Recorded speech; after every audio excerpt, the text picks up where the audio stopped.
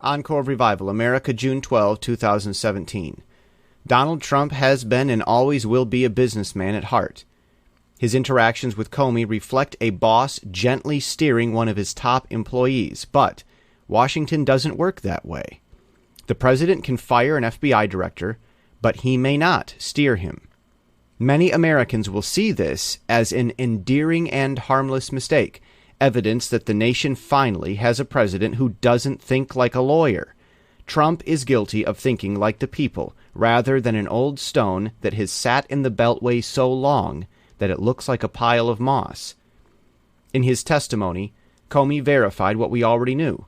Russians did not meddle with the cast votes or vote count. If there was voter fraud, it wasn't from Russia. So there was no Russian hack of the electoral process.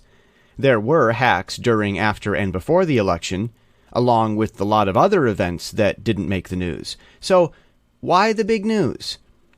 The news media couldn't not cover it. They hyped it. They had to cut into profits to pay for it because they had gotten themselves in too far.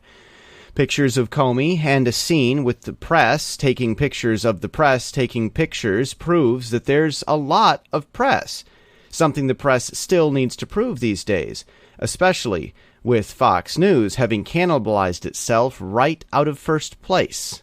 Moderate Republicans and mainstream Democrats work on the same basic ethic. Effort wins.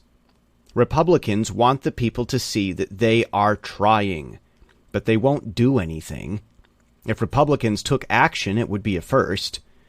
Likewise, Democratic voters are enamored with the Comey hearing.